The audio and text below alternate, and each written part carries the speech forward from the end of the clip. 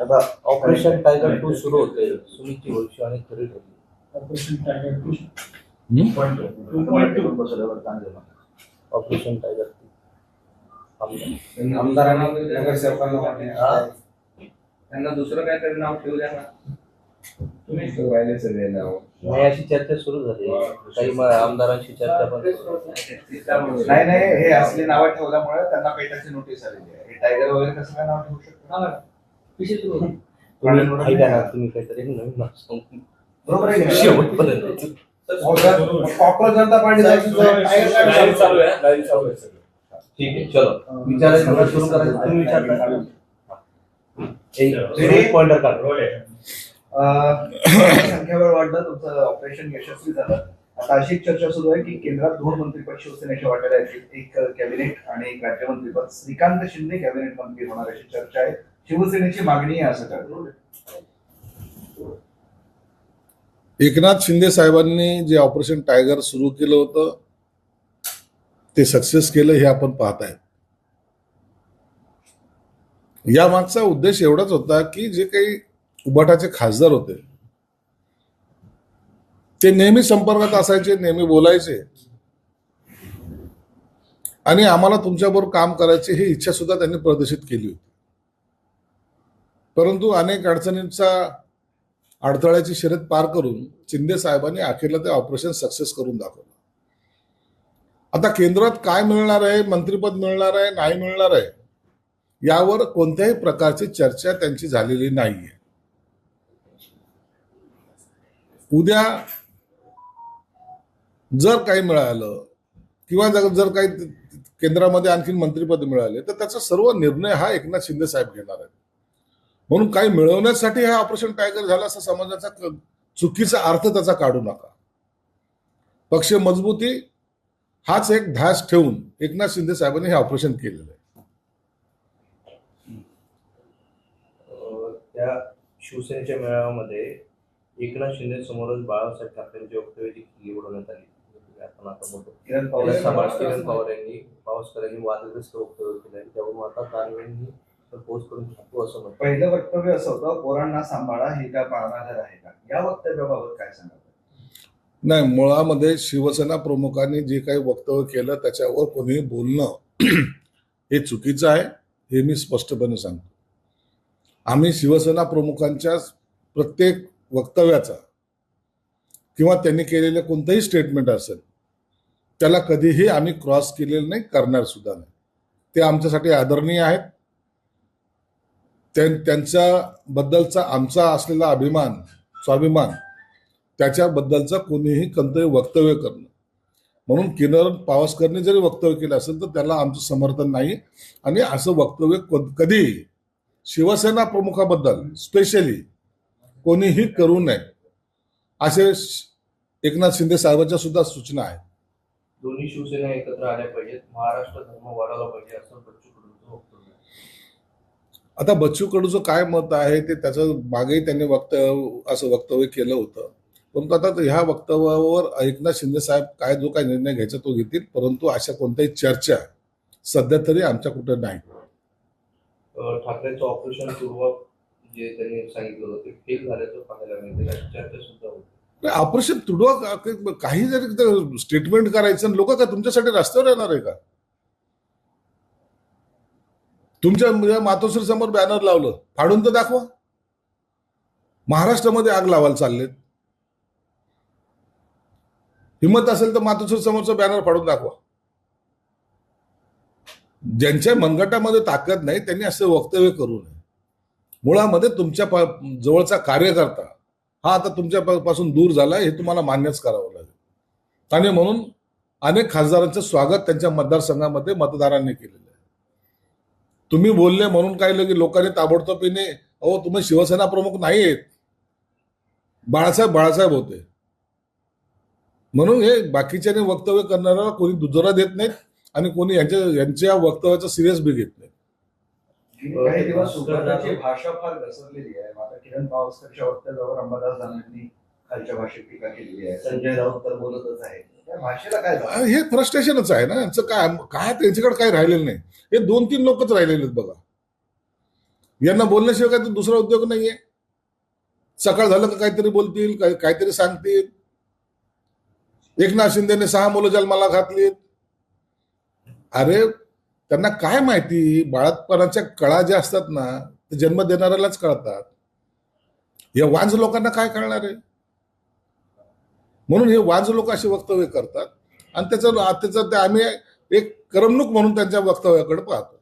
काल ते भास्कर जाधव आणि नावेकरांचा वाद समोर आला होता. आता भास्कर जाधवने एक स्टेटस ठेवला आहे, चापलूसों की जमात में सीधे खड़े आदमी पर भी पकडणे की तोहमत कर जाती. म्हणजे हा आता वाद- भास्कर जाधव राहायला नाही पाहिजे. भास्कर जाधवचा एक स्वाभिमानी म्हणून त्याची एक प्रतिमा आहे. स्पष्ट वक्तापणा हा त्याच्याबद्दलचं म्हणलं जातं आणि त्यांनी ह्या गर्दीमध्ये उभं राहून स्वतःचा अपमान करून घेऊच नाही. काय मिळालंय? गेल्या अधिवेशनामध्ये भास्कर जाधवला, विरोधी पक्षनेता भास्कर जाधवला केला पाहिजे. आता एक तरी स्टेटमेंट त्याच्याबद्दल येते का? म्हणलंय का कोणी काही? भास्कर जाधव सारख्या सिनियर आमदाराला सुद्धा धक्का देऊन पोडियम समोर उभे राहणारे बाकीचे नेते तुम्ही पाहतायत ना. म्हणून मला वाटतं भास्कर जाधव या परिस्थितीतून स्वतःला बाहेर काढेल. तर संजय राऊत यांनी हे भास्कर जाधवांना आमंत्रण आहे की सल्ला आहे काय? भास्कर जाधव हे एक चांगले आमचे मित्र आहेत. त्यांच्याबद्दलचा थोडा आदरभाव पण आमच्या मनामध्ये आहे. ते सिनियर असल्यामुळे आणि मुळात तो शिवसैनिक आहे. पहिले ते आमचे शिवसेनेचे कार्यकर्ते राहिलेले आहेत. म्हणून त्यांना या म्हणण्यापेक्षा त्यांच्या मनात जे पटेल ते करतील.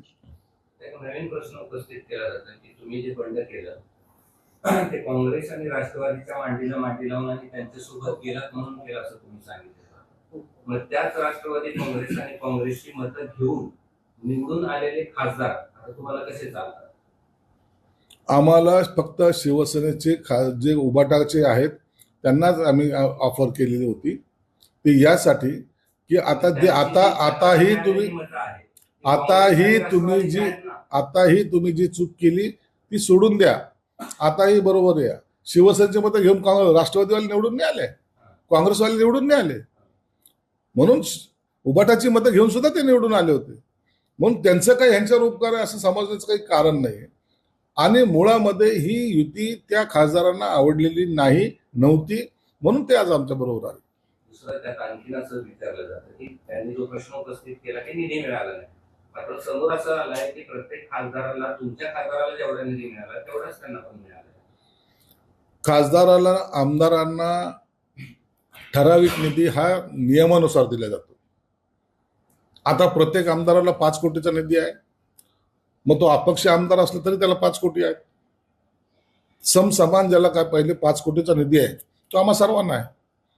परंतु इतर विभागातून अनेक विकासाची कामं करायला, नगर विकास विभागातून, सामाजिक न्याय विभागातून, इतर विभागातून हे निधी आपल्याला मिळावा ही आमदारची अपेक्षा असते. त्याच्यामुळं मतदारसंघामध्ये जास्त काम होतं. मग 5 कोटीमध्ये मतदारसंघातले काम होणार आहेत का? त्यांना जेव्हा जास्त पैसे मिळतील, रस्त्याची कामं होतील, सिंचनाची कामं होतील, त्या टायमाला तिथलची जनता त्यांच्या पाठीशी उभी राहते. आणि हे याच्यासाठी धडपड करणे हे आमदारचं कामच आहे. नाही, पण याचा 30% निधीचा वापर केलाय, जो निधी मिळाला आहे त्याचा वापर पण तितकाच कमी आहे. संजय दिना पाटील यांचं उदाहरण देतो. त्यांना 14 कोटी रुपये मिळालं होतं. त्यांनी फक्त 1% निधी खर्च केलाय आणि मग निधीसाठी जातोय. असं कसं पटणार होतं? त्यांनी तसं का निधी 1%च का केला याच्याबद्दलचं माझ्याकडे त्यांचं स्पष्टीकरण नाही की मला त्याची माहिती नाही. परंतु आमच्यासारखे आमदार जे आहेत मतदारसंघामध्ये जास्त निधी खर्च करतात म्हणून आम्ही वारंवार निवडून सुद्धा येतो. तर संजय राऊत असं म्हणतात की शिंदेनी गोकुळ गीतेंना 2 तासात विकत घेतले पक्षात आणून. कुणाला? गोकुळ गीतेंना संजय राऊत असं म्हणतात की गोकुळ गीतेंना जे आहे ते एकनाथ शिंदेनी 2 तासात विकत घेतले पक्षात आणून. संजय राऊत कधी पैशाशिवाय दुसरं बोलतच नाही. यांना पैशाशिवाय दुसरं काही दिसतच नाही. निकाल बाजूने लागला, पैसे देऊन विकत घेतला. आमदार बाजूला आले, पैसे देऊन फोडले. खासदार आले, पैसे देऊन फोडले. अरे तुम्ही कोणत्या हाताच्या घड्या घालून बसलेले आहेत? तुम्हाला जे जे वैतागले त्यांच्यावर तुम्ही आरोप केलेले आहेत. आणि अशा आरोप करून खऱ्या अर्थानं आता सुद्धा त्यांच्यामध्ये आणखीनही मोठी खदखद चालू आहे आणि त्याचा परिणाम सुद्धा काही दिवसांनी आपल्याला पाहायला मिळणार आहे. संजय राऊत यांनी संजय दिना पाटील यांना सुद्धा शिवीगाळ केली. त्याच म्हणत की चल मी तुझ्या नादाला लागतो, काय करतो करून दाखव. संजय राऊतचं डोकं खराब झालेलं आहे, त्याच्यावर पुन्हा भाष्य करून त्याला त्याची हेडलाईन करायची असते, म्हणून आम्ही त्याच्यावर जास्त बोलत नाही. त्यांनी आता सगळी लाज सोडलेली आहे. दरवेळेला कुणाला ना कुणाला तरी टार्गेट करून बोलायचं, कधी काँग्रेसचे गोडवे गायचे, कधी स्वतःच्या पक्षावर टीका करायची, कधी शरद पवारांचे गोडवे गायचे. हा संजय राऊतचा नित्यनेमाचा क्रम आहे. आणि स्वतः पक्ष गेला खड्ड्यात, स्वतः कसा हायलाईट होईल हा त्याच्याकडे लक्ष त्याचं त्याच्याकडे असतं. त्यांनी एक व्हिडिओ ट्विट केला स्पेशल विमानाचा, ज्यामध्ये उदय सामंत गोकुळ गीतेंना मुंबईला घेऊन जात आहेत आणि त्यांनी असं म्हटलं की 85 कोटी आणि हा पैसा जनतेचा आहे, हा येतो कुठून? 85 कोटी काय विमानात घेऊन गेले होते? काहीतरी बेस ठेवून बोललं पाहिजे ना या माणसाने. हा विमान गेलं होतं, त्यांना घेऊन आले, सत्य आहे. त्याच्यात काय लपवलेलं काय? विमानाची काय उडान काय असं काही दिसत नाही लोकांना? आंधळे आहेत लोक. मग त्यांना घेऊन आलं तर गैर काय केलं त्यांनी? परंतु हे असे पैशाचे आरोप लावणं चुकीचं आहे. तुम्ही सुद्धा त्यांनाच मतं टाकली होती ना. म्हणून आता सगळं यांच्या हातातून गेलेलं आहे. फक्त टीका आणि टीका करणं हे त्यांच्या हातामध्ये राहिले. हे त्यांचं असं म्हणणं आहे की चार्टर विमानाला जो खर्च झाला हा पैसा घेण्यात येतो. इतके तुम्ही चार्टर विमान इकडून तिकडे उडवले, छोट्या छोट्या गोष्टींसाठी उडवले, असं करता. अहो, चार्टर्ड विमान हे का सरकारी पैशातून जात नाही, हे याला कळायला पाहिजे. विमानाचा प्रवासाचं जे काही बिल असतं ते वैयक्तिक भरावं लागतं. सरकारच्या पैशातून विमानं उडवले जात नाही. तर आम्ही रोजच विमानात असतो ना, खाली कशाला जमिनीवर असतो. असं हे चुकीचं वक्तव्य त्याला माहित नाही, त्या गोष्टी तो करत असतो. ठाकरेंच्या मेळाव्यात कवी चंदन शिवे यांनी एक कविता सादर केली होती, कांबळे रडला नाही फक्त कणला. आज तीच कविता आहे ते वेगळ्या अनुषंगानं प्रसाद दाड यांनी सादर केली. ते असं म्हणतात की कांबळेला महाविकास आघाडीने तोडला, पण कांबळे रडला नाही फक्त कणला. विधान परिषद निवडणुकीच्या निकालावर केलेला. महाविकास आघाडीचा म्हणण्यापेक्षा उबाठाचा जो काही मेळावा झाला, त्या मेळाव्याची चर्चा खऱ्या अर्थानं उद्धव ठाकरे काय बोलले हे लोक सगळे विसरले. तो चंदन शिवे काय, तो कवी काय बोलला, तो कॉमेडियन काय बोलला, तो मेळावा मुळामध्ये हास्य जत्रा टाईप तो एक कार्यक्रम त्यांनी ठेवला होता. त्या बिचारा चंदन शिवेने त्याच्याकडे जे जे काही त्याला सुचत होतं त्यांनी तो बोलला. लोकांना हसवलं, पण मनोरंजनही केलं. आणि तो अनेक वर्षापासून करतो, म्हणून त्याला नावं ठेवण्यामध्ये काही अर्थ नाही. त्यांनी त्याचं काम इमाने इतबारे केलं. हास्य कॉमेडियन, स्टँडअप कॉमेडियनवाल्यांनी त्याचं काम केलं. आणि ह्याने शेवटला याचा शेवट जर तुम्हाला आवडत नसेल तर मी माझं पद सोडतो असं इमोशनली पद्धतीने केला. म्हणून उद्धव ठाकरेंनी घेतलेला तो मेळावा खऱ्या अर्थानं पक्षाचा समाप्तीकडे जाणारा मेळावा होता असं म्हणायला हरकत नाही. तुम्ही जरा उठाव नका, पहिला शिवसेनेत उठावताना आता परत 6 खासदार तुमच्याकडे आली, याचा धसका आता बाकी पक्षांनी पण घ्यायला सुरुवात केली. मनसे अध्यक्षांनी त्यांच्या नगरसेवकांची आता बैठक बोलवली. तर मनसेचे तर 7-8 नगरसेवक आहेत, त्यांचं सोडा, बाकींच्याचं बी धाबेदान आणलेत ना. शरद पवारच्या राष्ट्रवादी काँग्रेसचं काय चाललंय थोडं विचारत त्यांना जाऊन. आणि आता उभाठ्यामध्ये काय, कालच त्यांनी बैठक घेतली आमदारचे, 4 आमदार कालच अबसेंट होते. ही तर सुरुवात आहे. बघा आता थोडं पुढे चालून बघा आता काय होतंय ते. आता यांना प्रत्येकाला आपल्या आपल्या ठिकाणी आमदाराला एकत्रित ठेवण्यासाठीच आता एखादी सोसायटी बनवावं लागणार आहे. पुढची तयारी सुरू झाली. झाली आमची तयारी चालूच असते आमची. जे आमच्याकडे येतील त्याचं वेलकम करणं हे आमचं काम आहे. पक्ष वाढवण्यासाठी आम्ही काम करतोय. म्हणून आता पुढचं ऑपरेशन सुद्धा आम्ही चालू करू. आणि निश्चितच आमचा पक्ष ज्या पद्धतीने वाढवायचं स्वप्न एकनाथ शिंदे साहेबांनी पाहिलेले आहेत ते पूर्ण करण्यासाठी अहोरात्र झटू सुद्धा. ते मुंबईत तुमचं हे शिवसेना भवन बनवण्याची तयारी सुरू झाली आणि दादर परिसरात हे शिवसेना भवन असावं असं एकनाथ शिंदे. आम्ही शिवसेना भवन नक्की बनवणार आहोत आणि एकनाथ शिंदे साहेबांचं ते स्वप्न सुद्धा आहे. मुंबईमध्ये दादरमध्ये असावं असं त्यांचा संकल्प पण आहे.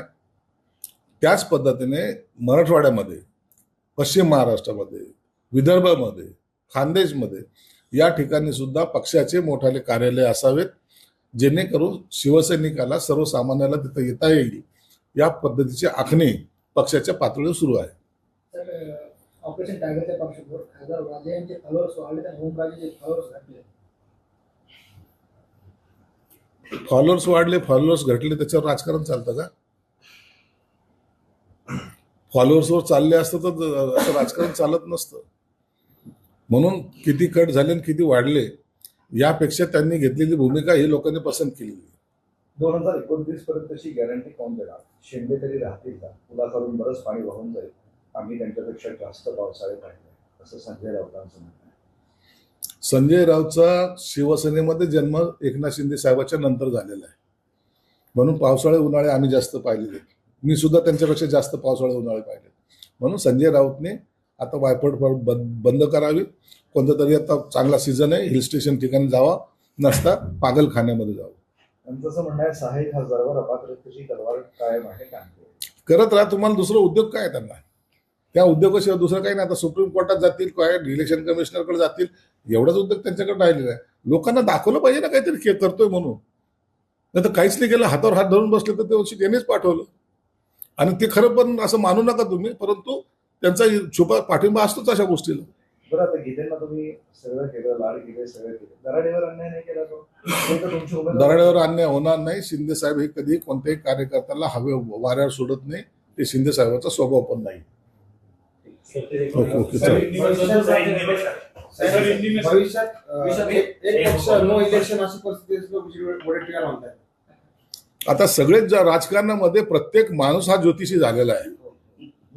प्रत्येक नेता आपापल्या पद्धतीने भविष्य सांगत चाललेलं आहे. मला वाटतं यांनी राजकारण सोडून ज्योतिषाचा धंदा केल्याला सगळं चांगला उत्तम चालेल. एक नंदुरबारची बातमी आहे, त्यात समाज कल्याण विभागाचं हॉस्टेल आहे, तिथे कर्मचाऱ्यांची रेकॉर्डिंग व्हायरल झाली आहे.